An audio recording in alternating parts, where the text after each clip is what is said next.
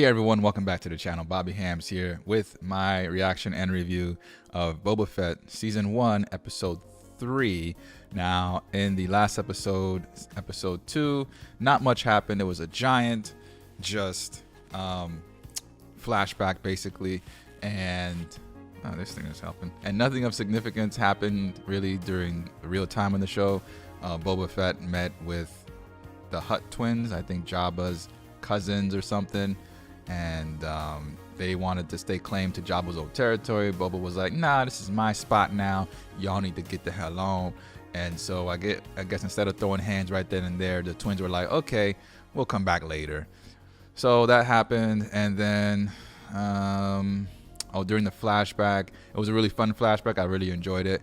It was just really about Boba tackling this sand train, which was coming from somewhere, going to somewhere. It wasn't explained in the episode what the hell was going on there. The best that I got out of it was that the train members, the train occupants, were transporting stuff, and they were concerned about the Tusken Raiders invading them and taking their shit. But anyway, Boba used that opportunity to, one, get rid of the train, shooting all his new Tusken buddies, but then that action helped the Tuskens. I should say helped them, but that action encouraged the Tuskens to trust Boba Fett even more. So then they made him part of their gang. There was this really extended scene of Boba making that weapon, which I don't think was really necessary. It shouldn't have been that long, but whatever. And then that was kind of the whole episode. And at the end, they were all dancing together on a fire. So I don't know. The show seems to be going somewhere. I don't know if I mentioned this before, but with The Mandalorian, it was slow paced, just like this is. But with The Mandalorian, by episode 1, at the end of episode 1, I knew what Mando's mission was and what the show was going to be about. You know, rescue this kid or give up this kid or whatever. But I knew what the show was going to be about. So far, 2 episodes in, I don't know precisely what's going on with Boba Fett, except that he's a new underlord crime boss, and it looks like he's going to get challenged by the Hutts, which, I mean, I guess it's a compelling story to some degree, but I don't really feel invested in anything right now, but, you know, whatever. Plus I heard that the actor was saying that Boba seems to talk quite a bit, so I don't know. I don't know. I'd have to watch some episode of The Mandalorian to see if to confirm that. I think I mentioned it during Cowboy Bebop, is that I give these shows, you know, the first season at least 4 episodes before I decide to like either cut and run or stick with it, because I know the pilot episode is usually a bit of a fumbling block, so it usually takes about 2 or 3 episodes for the writers and the producers and directors and such to get their footing. Batwoman was the only exception to that rule so far, because episode 1 of that show was just so horrible. I couldn't continue with it, although with the CW thing that I'm doing, the project that I'm doing for the CW in Smallville, I did have to go back and watch many episodes of Batwoman, but that's neither here nor there. With Boba Fett, so far, like I said, episodes 1 and 2 have been like, okay. They haven't been terrible, but they haven't been all that compelling either. But let's see if episode 3 can redeem the show and, you know, pick things up, you know, speed. Let's go, you know. Oh, this was a pretty cool psych out with the Rancor.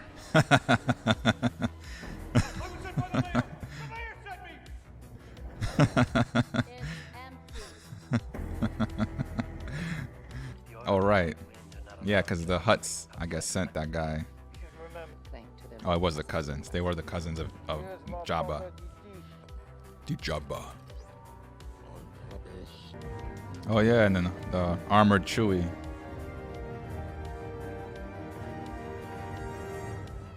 Nothing of the backstory? Okay. So the reason I think Mandalorian's episode 1 was more compelling to me is that it had like bigger stakes. Like there was a life involved that needed to get rescued. Here, it just seems to me like it's gonna be basically a fight for territory, which is, I mean, kind of boring, really. But maybe it's a little bit more grand than just that. Because I mean, 2 factions fighting over land. There's got to be more to it than that, you know. Maybe like a princess is involved, or time travel, or something.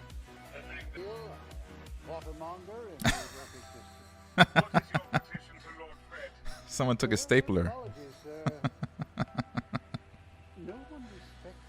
Jesus. Kill him. Let him speak. Oh. What? The assassination attempt. Oh. Thank you for your insight.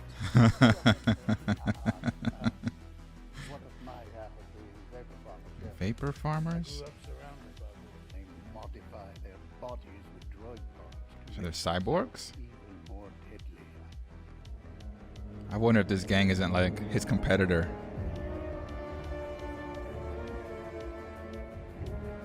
Little known fact, that guy then became the boss of a news radio. That guy just wearing a regular street clothes? Why'd you let the mom go? You all should be working. Is that guy part Borg? That guy is part Borg. This is Star Trek. Why are they all cyberpunks? You can move to Mos Eisley.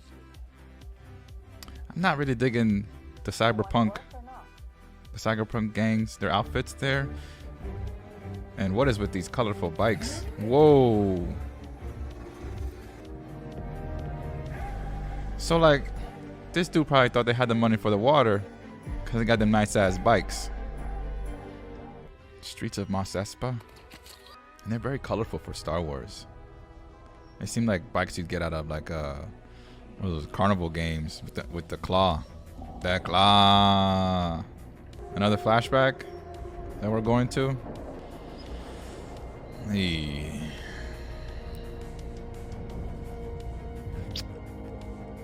Okay. Wasn't this in the last episode? Yeah, another flashback.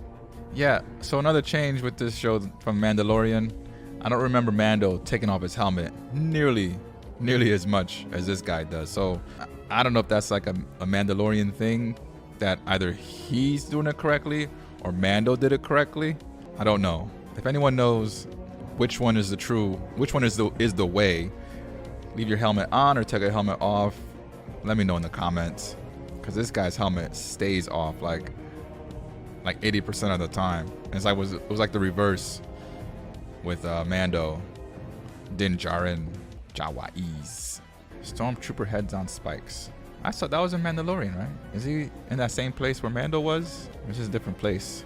I ain't gonna hold that big ass beast. Kidding me? You gotta work on your knots, Boba. What? Oh, that's the boss of the guys on the train. The spice. Oh, Bantha. It's really helpful that these subtitles say what the creature is called, because I have no idea what that thing would be called. Desert mammoth. Uh-oh. Wait, doesn't he have a hover bike or whatever? Why didn't he take the hover bike? Oh, wow. Damn, did anybody make it out alive? I guess this was the Nikto Riders. Or is this retaliation from the train folks? Fish face guy. Oh, the JL. Is that them, the Sand Riders? Yeah, it must be. Oh, that sucks. So then, who do the Nikto Riders work for us? Weird how we're the pig guys. Shouldn't they be there? Go for the eyes, man. Go for the eyes. I guess they had to have some kind of a purpose. Or not. What the hell were the pig guys doing? Having a pizza? Wait, why did he attack them if Boba was the target? That fight scene was kind of lame, actually. Get him to my back to tank.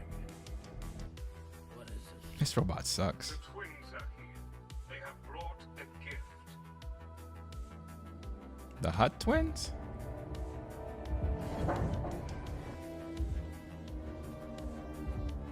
They walked there?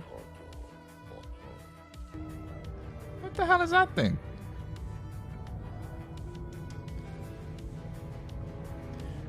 Machete?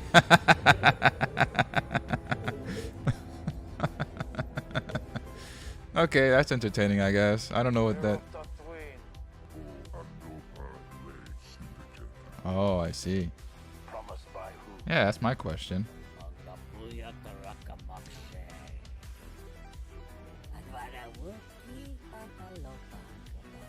Wow, they don't even want him back. Wow.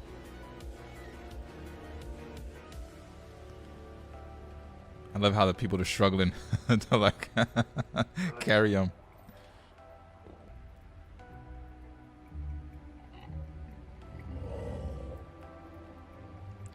Shoot him in the back.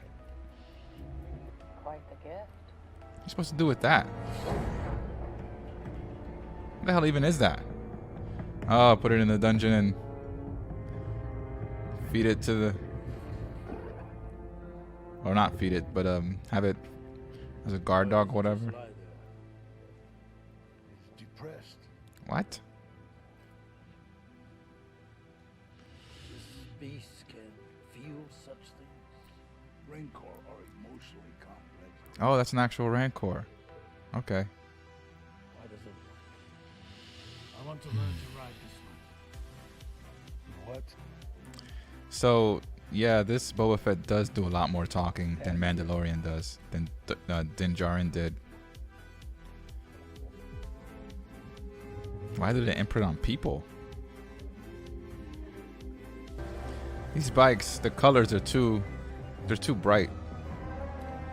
Like, they're too bright and metallic and shiny to even fit in the Star Wars universe. I've never seen stuff like this. Maybe it happened, you know, some other series, but I've never seen such colorful vehicles in Star Wars. They're really just quite distracting. Actually, I may be able to do what I'm able to.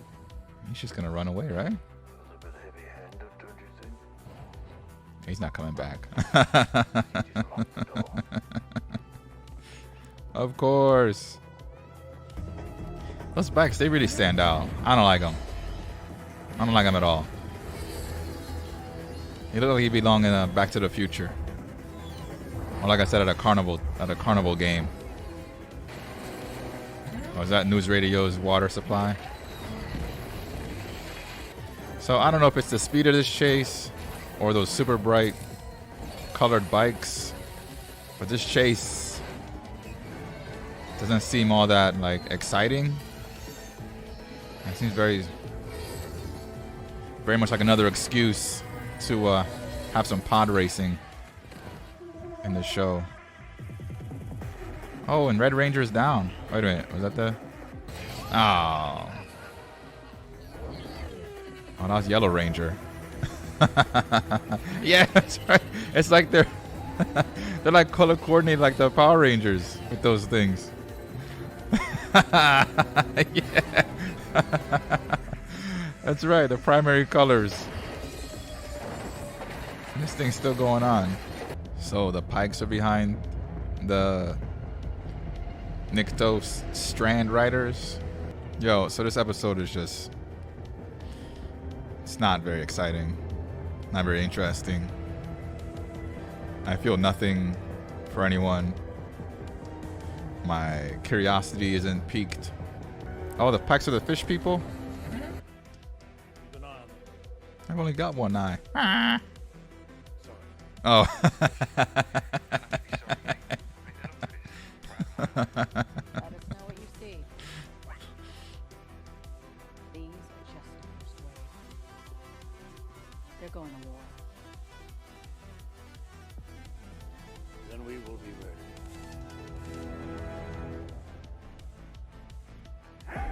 That's where it ends? And Robert Rodriguez directed this episode? Wow.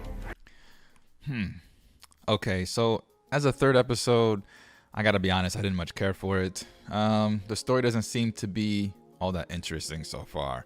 It seems, from what I'm gathering, that Boba and Fennec Shand are going to be fighting over territory, basically. And as that, if that's all it is, it has to be more interesting than that to me. There's got to be some sense of bigger stakes involved, like just like one group going up against another group fighting over land is kind of boring, really. There's got to be more at stake. Like with Star Wars itself, you know, you've got the rebels fighting against the Empire, and the fate of the galaxy is at stake. With Lord of the Rings, you've got the Middle Earth, the humans fighting against Sauron and whoever else, because for the fate of Middle Earth, right? It's not just two armies fighting each other and then one becomes the boss of the armies or whatever. You know what I'm saying? So there's got to be more at stake here. It can't just be Boba versus Boba versus the Hutts or the Pikes or the Nicton or whoever the hell the actual final boss is. It can't just be them versus Boba, and then whoever wins takes over this territory, this Mos Espa territory in Tatooine, and then that's it. There's got to be something more to it than that. And I hope episode 4 actually starts to bring that to light, because this episode 3 did not reveal any of that, and that's it didn't help the episode make any sense to me as to why I should care about Boba and his problems. Like I said at the beginning of the video, with Mandalorian, by episode 1, I knew like what his purpose was in the show, right? He was tasked with going to get this child. When he saw the child, he was like, whoa, right? And so right then and there, I knew like I knew what his motivations are, right? With Boba, I guess he wants to be a crime boss. I don't know why, but so I don't really connect with him. I haven't really connected with him the way I've connected with Mando in that first episode. And so even though both of these shows have started out very, very slow, and I mean slow, oh my goodness, at least with Mandalorian, his goal and his purpose was revealed a lot sooner, instead of like all these constant flashbacks that seem to just, I mean, I get it. I get that they're there for this show in order to help build up how Boba became where he got to, you know, from way back, because they're connecting, I think it was Return of the Jedi, his fate in Return of the Jedi, to the show. So I get that, you know, he didn't just pop out of the Sarlacc's belly and then boom, he met Mandalorian or whatever. So I get the point of the flashbacks. It's just, you showed the last one in that last episode, episode 2. So are they gonna keep interjecting these flashbacks into every episode? And that kind of affects the pacing, I think. And I mean, it's not really helping with the present day story. So I'm like with the episode 2, I really liked that flashback, but like I think the whole episode was a flashback. So it was like, well, okay, nothing happened really in the main story except the Hutt showed up, which is like, oh hey, Star Wars character, remember them? So in this episode, the flashback wasn't as long, and I mean, it served to set up the Nikto Strand Raiders, whatever, the Riders, and they seem to have wiped out the Tuskens. So I guess that what gave Boba motivation to go after them. So I get that, and I guess the show is building to them, the Nikto folks working for the Pikes or for whoever else on their behalf. And so Boba, like I said, it's gonna eventually go up against the Pikes or whoever is running the Nikto strands or whatever. It's gonna be some other crime boss, I'm guessing, right? But there's no bigger stakes seems to be in the works right now, as far as I can tell. So hopefully episode 4 will bring more of that to the surface, because I'm not seeing it. What I did see was really distracting hover bikes that I think belong more in like Back to the Future 2 with that 50s aesthetic, because I don't recall seeing anything like that in Star Wars anywhere in any of the movies I've seen that were that colorful. They really reminded me of like Power Rangers or Voltron Lions or you know, something like that from the 80s, which was made specifically for toys. And I think that's what the goal of those bikes are. Just the bikes, not the actual cyberpunk / Borg characters that ride the bikes. I don't know who they are, but whatever they are, I'm going to call them cyberpunk Borg people, because they don't look like Star Wars folks. Now, admittedly, I'm not the hugest and most grand Star Wars fan. However, I don't think I've ever seen anything like those cyberpunk Borg people in Star Wars with those kind of bikes. They really reminded me of like Star Wars or Star Trek with the Borg, and then Back to the Future with those bikes, and Power Rangers and Voltron. So it didn't remind me of Star Wars, it reminded me of something completely different. And I do think that's for toys. So you'll probably see those toys pop up at Walmart or online or something at Amazon. But overall, I mean, the episode was just mediocre, just like episode 1 was, and just like episode 2 was a little bit better. So I'm thinking 1 out of 3 right now for me as far as like enjoyment.